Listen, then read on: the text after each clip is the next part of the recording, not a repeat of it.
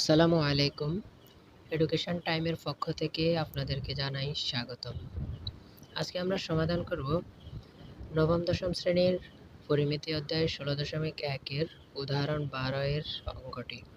উদাহরণ ১২ তে বলা আছে, একটি সামান্তরিকের বাহুর দৈর্ঘ্য ১২ মিটার ও ৮ মিটার এবং ক্ষুদ্রতম কর্ণটি ১০ মিটার হলে অপর কর্ণের দৈর্ঘ্য নির্ণয় করো।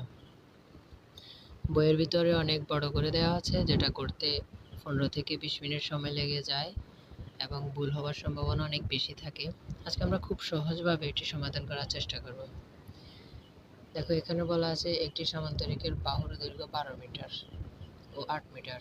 তাহলে আমরা ধরে নিব বাহুর দৈর্ঘ্য এ সমান ১২ মিটার আর একটি বাহুর দৈর্ঘ্য বি সমান ৮ মিটার। আবার বলা আছে ক্ষুদ্রতম কর্ণটি ১০ মিটার। তাহলে ক্ষুদ্রতম কর্ণ D1 সমান ধরি ১০ মিটার। প্রশ্নে চেয়েছে অপর কর্ণের দৈর্ঘ্য নির্ণয় করো। তাহলে অপর কর্ণের দৈর্ঘ্য ধরি D2 সমান ৮।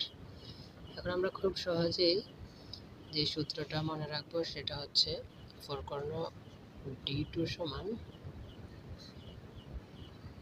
√2 into a square plus b square minus d1 square। শুধুমাত্র এই সূত্রটি মনে রাখলে আমরা কিন্তু খুব সহজেই অঙ্কটা ২ থেকে ৩ মিনিটের ভিতরে নির্ভুলভাবে করে দিতে পারবো। এখন আমরা মান বসালে অঙ্কটি হবে 2 into a এর মান 12, তাহলে 12 স্কোয়ার, b এর মান 8 স্কোয়ার এবং ক্ষুদ্রতম কর্ণ D1 সমান 10 মিটার আর 17 স্কোয়ার।